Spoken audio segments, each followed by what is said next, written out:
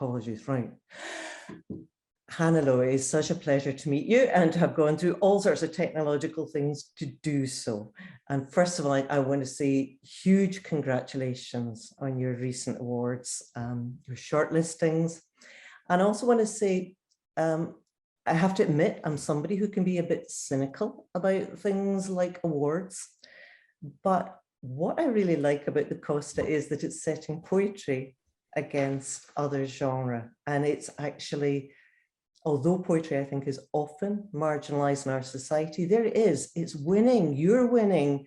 And I know this started with Christopher Reid and this, but it seems to me there's a platform in the Costas that poetry isn't always getting. And I just wondered if you had any thoughts about that.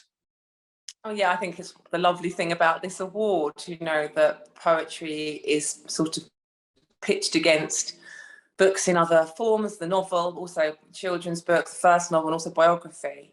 And so I think my immediate thought when I was shortlisted for the poetry category is like, wow, I've won the poetry category, but there's no way I'll win the overall one because that will go to the novel, presumably. I think partly because a friend of mine won it last year. I didn't know the history of the prize. And when I looked, I saw there were poetry books that had one, and I thought, oh, maybe there's a chance. But you're right, you know, poetry doesn't always get a big platform, doesn't have the readership. It's the marginalised form among, you know, within literature. So I'm very delighted to have won the Book of the Year. Yeah, I'm really thrilled for you. Now, turning to the kids, it's a collection which contains the really deeply personal and addresses the universal. And I think there's a huge vulnerability which you explore with great courage. You've got anger, you've got fear, you've got breakthroughs, you've got marginalization, motherhood, and more. Now, I'm really glad that you took hold of that in sonnets. Can you trace why you chose to do that? And at what point in the collection's journey did you think, no, I need to make this sonnets and sonnets throughout? Yeah, you're touching on a couple of different things there. One, I think, is my own, I don't want to sound lofty, but my own probably unconscious decision to kind of try and like surrender my life a little bit up to art, like make sense of my life through writing. And that is definitely what I've done over, you know, different books since I began writing. And for me, there's no divide between the personal and the political, or even the personal and the public in a way, because we're humans and we hold all of those things within us, and then we live in a social and political world. But what the sonnet does, it helps contain that, what otherwise might be just a complete spilling out, a complete splurge of all these thoughts and feelings. I've always loved form, and it's not the first time I've experimented with the sonnet. The sonnets in my first collection, but what the sonnet allows you to do is a tight little container, and it also allows you to move away from like the documentary truth, because once you start trying to rhyme and write metrically, you find that you literally can't keep to the truth. And therefore, as well as it being a constraint, it's also for me an enormous liberation of my imagination, I suppose, as well. Oh, at what point did I start? Well, I'll tell you a little story about the poems in The Kids. They started to come out as sonnets, but I had this kind of great ambition to write them as an interlinked chain where the last line would be the first line of the next. I cannot tell you how many hours I spent trying to do that.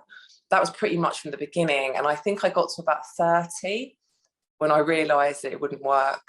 And then I had to really reframe my thinking, and then I started to see how I could make them into single, like standalone sonnets. So that's the genesis of the form. Oh, that's wonderful. Yeah, I mean, and I really like what you're saying about it containing that. I remember somebody talking about it being a bit like water springing in a hillside, and as you channel it in form, as it becomes more formalized, it actually becomes more powerful. And I thought, yeah, so what you're saying does make a lot of sense to me, and how you can step back from something which I think could become, I don't know, some people can obviously do this very quick response and this return, but it can become very scattergun and actually less powerful to the reader sometimes, I think, when people hit off like that. And I think, you know, in both Chick and the Kids, you revisited a lot of pain and what you yourself have documented as suppressed grief. And I would imagine not only the form, the containing of the form, but how did the passage of time work there? Because there must have been something, the distancing and the formalizing of that, but you're also revisiting it and hitting it again. And just yeah, so the poems, the ones in the first sequence that are about my experience of teaching, are very much historical. As I began teaching in, I think, 2002, I was 22. So that's 23 years ago. So there's definitely a thing about the passing of time. There's also something about the nature of memory that I think is probably important in my writing, which is that my memory just isn't that good. And it seems to be getting worse. But I actually think that's been helpful in this book, because what I might have is just a flicker of an image or a memory of a conversation or something that happened in a classroom. And I couldn't tell you the year, I couldn't necessarily tell you the student, their name. And so out of those little flickers, I would spin the poem using the meter, using the rhyme. And of course, there are poems that go way further back in time, in recollections of my own childhood, my own experiences of education. But even the poems about my son they're historical, because he's now 8 and he was a very different boy when he was 3, 4 and 5, which is the age of the collection. And part of it's about, you know, I read those poems again to myself the other day, the ones about Rory, and I thought, wow, he's so different now, and I'm so glad I've got a little bit of those memories recorded. There's something, I was just thinking again, going back to what you said about form and just the flickering of these things, there's something very beautiful. I remember listening to Gwyneth Lewis on the Newcastle University Blood Acts lectures, and she talks about closed form, and she talks about how much she really likes that. She likes the forward drive of the narrative being harnessed by the backward pull of the line endings. And I thought, oh, God, she said, and in that point, my creative magic happens. And I think, God, that's amazing. And, you know, you think about, there are certain people who are like, oh, you know, closed form sonnets, you know, but these forms they've been out there for centuries and they're still doing this really brilliant thing. And I don't know, I'm full of huge admiration for people who can address, say, something that's in the papers today, and they can come back with a terrific polemic. I don't know how they do that, because I need to sort of formalize that. I need to put it in a drawer, put it away, think about it and look at it again as a reader. And I'm thinking I'm hearing something of that in your method as well.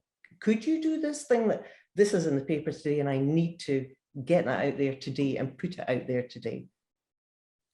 I think that's really difficult to do. Sometimes that reminds me of things like commissions, where you're said, you know, you're kind of given a commission to write a particular theme, and it very much goes against the idea of the muse coming to visit or deciding not to visit, or the thing that you wake up in the morning wanting to write about. It's that idea that, you know, what you write surprises you, but then you've got a commission. But again, it's that kind of push and pull between the commission, for example, to write on a theme becomes the restraint. And then you're having to work with your more imaginative mind to harness that. I was thinking that with the commission I had recently to write about the hostile environment, which of course is politically is something that I really care about and interested in, I want to interrogate. But you immediately think to yourself, okay, how can I make this a poem? Like, how can I make this poetic and not just write back journalistically or in creative non-fiction, for example? But I love those challenges. You know, I like being put in a container, I suppose. That's brilliant. Yeah, in a container and then containing your language like that. And again, yeah, I mean, poetry's first responsibility in a way is to language. And it's, how you harness these things, how you do get that back. And I wonder, and again, I'm flitting again, the whole thing about the passage of time and what you're saying about your son Rory and how what you're seeing now is not necessarily how you remembered things. It's great that you record that at that time. Yeah, and I see that in my own son's journey, that I think, God, I hadn't really remembered it was like that. I'm glad I actually established that then. Yeah. But of course, when we are looking back, maybe, and I think, you know, it's very interesting that you did let these poems ferment and things, the ones from the classroom. But for some people, I think that when you look back, there is an opportunity for a bit of personalized counseling. Whereas I think what you did was really, really brave. You know, it's things like in Peeps, you know, you've not sort of said, yeah, it was all hunky-dory in the classroom and I was the fountain of all knowledge and I did all these things. You actually address something which I think has happened to every teacher. And I know I mentioned to you in my case, as an art teacher, it was Titian. Well, how the hell would you know? You know, and we've all got these cringe moments, but it would be really easy for you not to do that and to paint yourself differently. And I really admire that you have done that. You've been able to paint it that way. Tell me, when you have done that, in this case, you chose sonnets, but you know, you have also written things like The Neighborhood, you know, you have written memoir too. What is it that makes you think, right, I want verse for this, I want prose for that? Yeah, it's funny you say that, because while I was talking to you about the form just a minute ago, I remembered that I actually had initially, before the sonnet crown that failed, I had written this as prose. Not much. I'd written about 10 pages. And I think I'd recently read Maggie Nelson's work, probably The Argonauts and Bluets. And I was really admiring of this kind of, oh, and also a book called This Must Be the Place by Laura Paulson. And the three of them are using memoir, not in a kind of scattergun approach, but in a non sequitur way, a kind of fragmentary memoir where the reader, you know, is invited to probably fill in the gaps, a bit like with poetry, in the white space between the fragments of prose. And I had tried it as prose and it just didn't quite work. And then, you know, it's nothing more for me than thinking about what I think a lot of writers might say, whether if they write across genre, prose and poetry, or memoir, for example, and poetry, like, where is your heart? Where is your writing heart? And mine has always been with poems. So with prose, I always think, oh, can I do it? Like, is it going to work? And it's a commitment. You know, you're talking like 60,000 words or 90,000 words. With poems, I always think I can at least write a few decent poems. Like, I have a confidence now, I can write a few decent poems where I don't feel that about prose.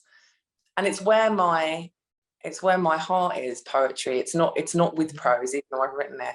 And I think writers, like my friend who's a novelist, would say the opposite. She would say the novel, storytelling and narrative craft, characterization, that's where it's at for her.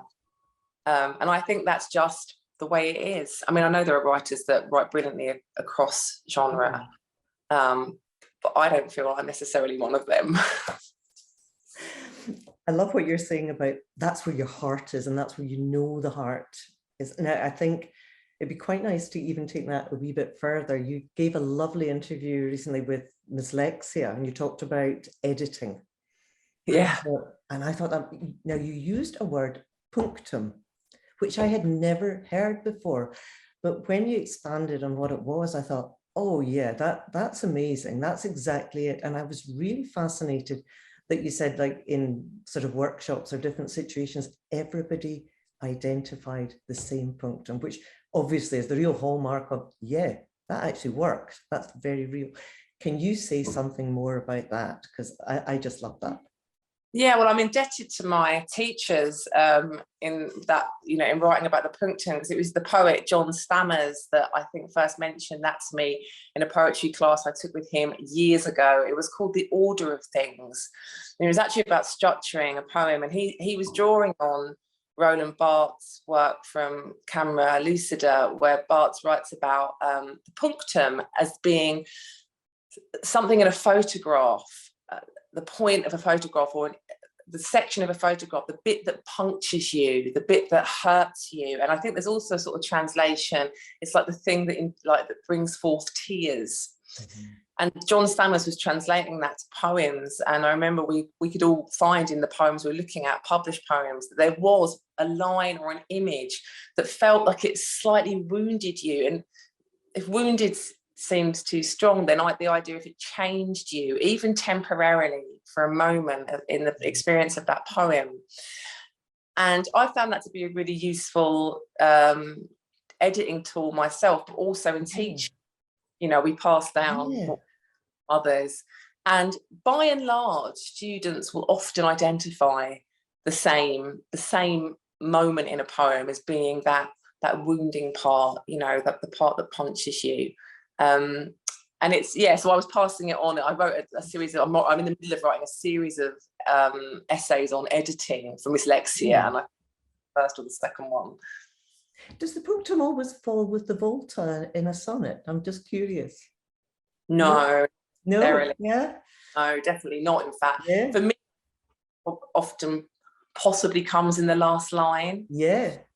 As it did with the dance class, which was the example you used in the dyslexia piece. And I thought that was again, I just thought, oh. And again, I think it's something that really crafted poetry does, that what you're talking about, that wounding, that really, it was like a kick in the guts, that last line. And I find it again, you know, when I looked at it again, I mean, I read it years ago, and each time I read it, it did that each time. And I thought, God, that's effective. And again, you know, you could have reinvented that to be able to do that. It was courageous. But I also thought there's also a courage in a poet showing early drafts and showing this is the poem's journey. This is how it happened. It didn't come out fully formed. And I mean, that was fascinating to see what leaving it for a few years, coming back to it and really pulling it out did. Yeah, and it's funny in that dyslexia articles, they didn't have room to print my earlier draft of the poem way longer, and didn't end with that line that you're talking about. I'd written on, and it's a classic example of often you write your last line in a draft, but you don't realise that, and it takes a long time to realise. And for me, that definitely took years to see the last line of that poem was far earlier than where I was intending to end it. Yeah, really brave.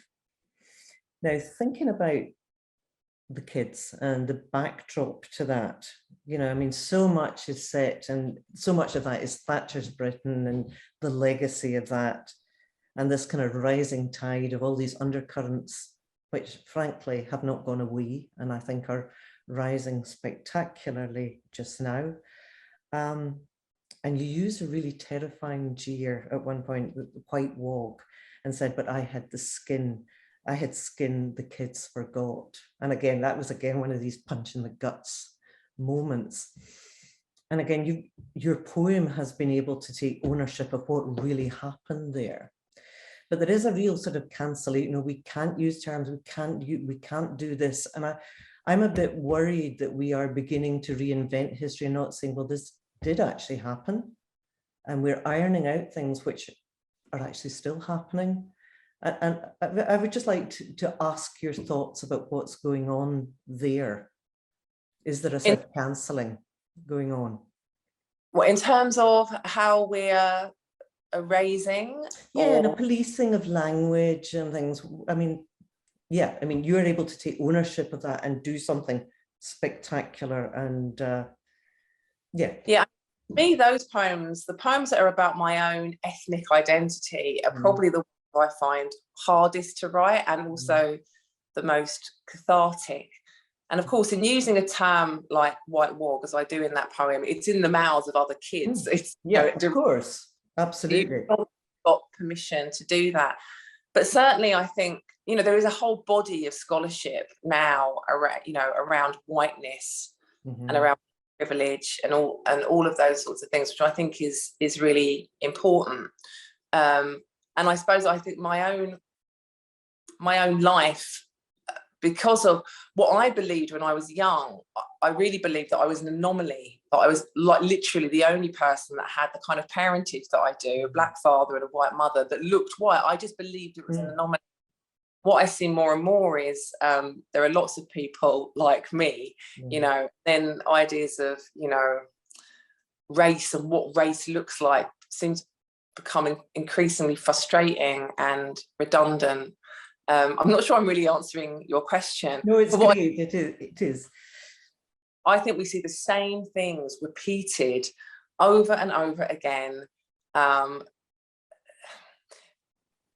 still not taking full, in any way, anything like full ownership of Britain's historical past in classrooms. We are doing a service to all students, whether they are white and believe themselves to be monocultural, they're not, or not white and have, migrant backgrounds in some way. It seems to me the same mistakes getting made over and over again, and actually mistakes is too light, because actually it's worse than mistakes because it's deliberate. And I do believe that the people that are in power at the moment are not, they're not appropriate. I couldn't agree more. And there's a lot which also touches on my sort of personal backgrounds in different ways of marginalization. So and it's important to say that I'm not an expert in these fields, but what I am open to is listening. To what other people are saying. And I'm listening to a brilliant podcast at the moment called Surviving Society by two BAME academics, and it is absolutely opening my eyes all the time to things like the problems of race and ethnicity in the academy, anti-racist scholarship, and all those sorts of things. So I'm deeply embedded in my own life. So I just think,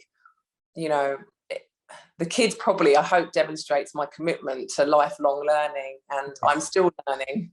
Absolutely, yeah. And I mean, that's just fantastic. It's something, as I say, and because you have ownership of that yourself is great. It's something, for different reasons, I find quite difficult when I'm writing about my son who's learning disabled and autistic, about where do the permissions lie for what I can and cannot say on his behalf. So, it gives me a lot of food for thought on different issues there. Now, I know you have cited Mark Doty and others as lasting influences. And I know there's great parallels with your work and, say, Raymond Antrobus's work. I really enjoyed reading his work and reading your work, in a similar time. I often go back and say, right, I'm quite interested, and go back to a poem of his and yours and sort of cross-reference them, if that makes sense. Who are you reading now that is really addressing the current malaise? Because I think we have a huge malaise out there. So who would you recommend? Ray and I are great pals, and we have been kind of in conversation with each other as friends for many years, and I think our poetry is in conversation. Well, there's so many commonalities between us. I mean, biographical way, we've both got Jamaican fathers, but there's far more than that, actually. And I'm deeply admiring of his pursuit and dedication. Wonderful. I haven't been reading much poetry recently. I've been reading prose again. I've gone back to novels, and I've been reading life writing again. I've been reading Joan Didion. I've been reading Rebecca Solnit. Partly because maybe I'm thinking about another life writing project. In terms of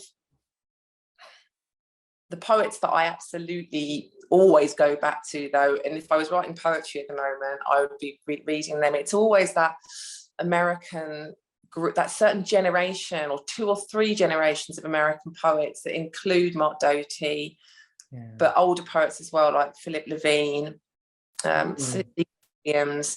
And I think Philip Levine always, for me, there's always a parallel I see with his work, because he's writing about working class identities, but in the Russian Jewish community in Detroit. Well, I could see parallels with what he was writing about, the car plant workers, with where I grew up, in the sort of shadow of Ford's in Dagenham. So it's not that you need to find poets that have got exactly the same material experiences as you.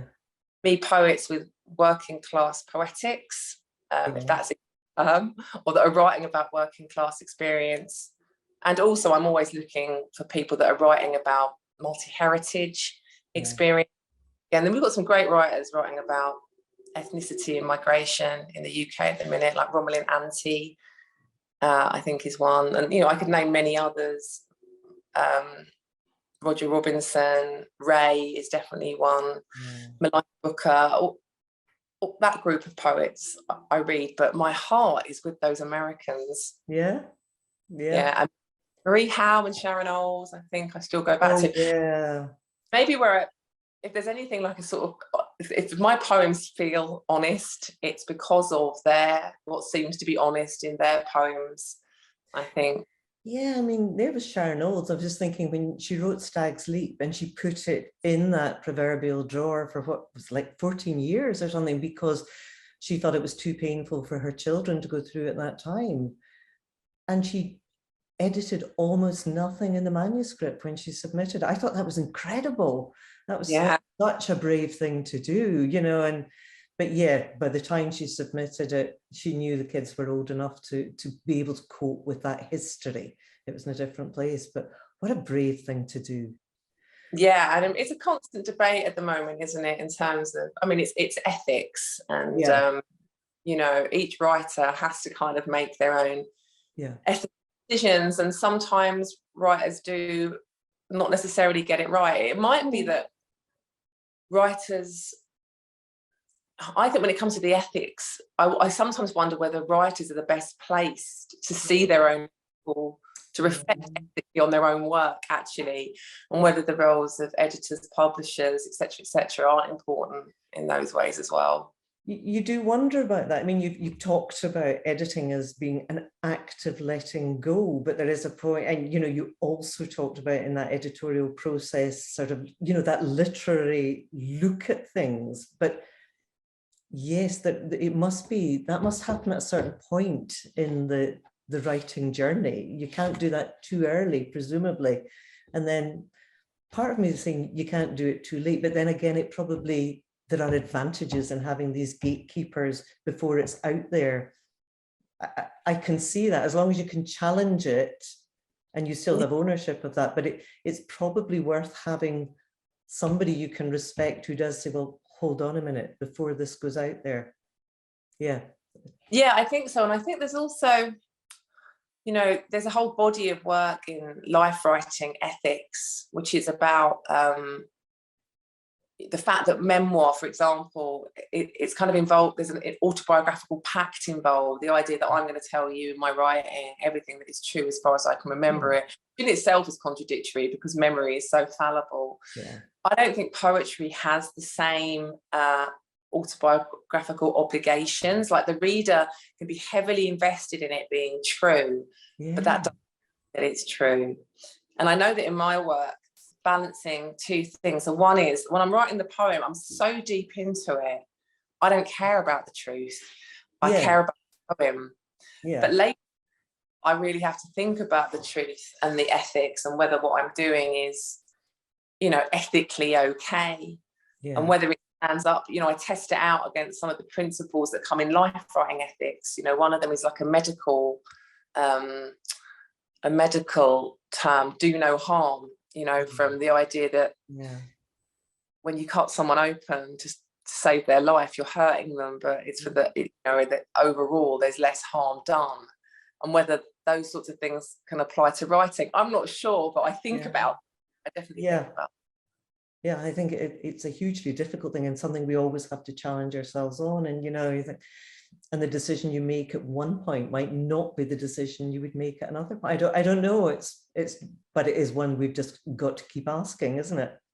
Yeah, and it's certainly come up in the reception to this book. I've been asked a lot about the ethics, and I don't hear me repeat all the things I've said, because I feel like I've said them in lots of places now. You also, and certainly poetry, as you say, gives you that space where, unlike, there's been a poet in the news who's obviously been pilloried for certain things she has written about people she's taught, but poetry probably does give you that little distance, and you can move around certain things. It's, as you say, it's not reportage in that way. So you do have that bit of flex, I think, and which is ethically useful.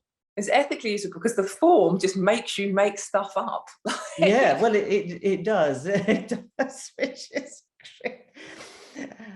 I was just thinking, we've got a whole load of calls just now for sort of poems on climate crisis, which absolutely we have to have, but sometimes I can feel quite overwhelmed by all that, and obviously poems of viral times. But for me, when I'm reading your poems, if I were to say something that pulls them together, for me, I think I see a huge humanity surging. It's a love of people. And whether you're writing, I mean, not just in your poetry, but whether it's the neighborhood, but the core of it is about people rather than place. Really, it's how people react, how people are living, whether it's individuals or whether it's marginalized groups. I mean, somehow people are just always at the core of your poems. So in the prologue to the kids, you challenge yourself with the words, now, what should I do? And you revisit your own sometimes really harrowing history, and you set markers for the present by understanding what happened. I presume that helps, and how you address things in the future. So what I want to ask of you now is, what now? What next? Well, I'm still teaching. I haven't stopped. I mean, the Yeah. idea that it's historical is kind of funny. I mean, I did leave sixth form teaching, but I was very quickly back into university teaching. I have 2 new books coming that I've been working on, 2 chapbooks of poetry that are very different from what I've been writing, although in some ways they're similar. They're both about Chinese entanglements with the British Empire. They're historical again, but they involved a lot of historical research. One is on the old Chinatown at Limehouse, and the kind of the fear of the yellow peril that existed in the popular imagination around that place, which I think is really important because of the rise in anti-Chinese sentiment. Yeah, absolutely, right now, yeah. The pandemic, but also just generally the fear of China's economic power. And the other one is about Chinese wallpaper, which you can still find from the 18th century in many of Britain's great houses, the luxury good of empire, and what that wallpaper tells us about Britain's relationship to China. But at the seed of all of that is always my dad standing there. And so in the house that I grew up in, where he was very silent, very marginalized man who very rarely spoke about his Chinese heritage, I think because his relationship with his Chinese father was so difficult. It was certainly one of abuse. The house was full of Chinese aesthetics in wall hangings, in the porcelain, and also in the food we ate. I mean, he did all the cooking. We ate a lot of Chinese food. And so the historical and the public, for me, is always blending with the personal, the intimate. Yeah. There's a term that I think Hazel Carby, the critic and memoirist, came up with for her book of 2019. It's imperial intimacies. So on the one hand, you've got this great idea of the big public, the imperial, the empire, and on the other hand, the intimacy, of, say, the soup spoons that you ate with, and how those things came into togetherness, how those things met. The big politics, migration and movement, and then the very small, intimate domestic life. So I'm sorry, you really kind of caught me there unexpectedly with the soup spoon thing. When I was at art school, I trained in silversmithing, you see. So, and it was a tutor of mine who went on to do a lot of artist blacksmithing and things. And he talks about that, how he loves designing handles. It's the intimacy of the human connection when you touch something. And I thought, soup spoons, sorry, so that was a slight diversion, but that humanity. When you think about like what they say called material culture, again, that sounds a bit grand and a bit public, but material culture is all about our interaction, isn't it, with the small things, what they stand, how they're made and who made them. That's about people as well. Yeah. So, Yeah, it's all about people. So that's what I'm thinking about. And I don't know, I've got a little idea brewing for something else. Good. I'm pretty busy at the minute, as you can imagine. Here you are. After my, you know. Thank you very much for giving us your busy time. And I really appreciate it. Thank you very much, Hannah. Thank you for your very thoughtful questions.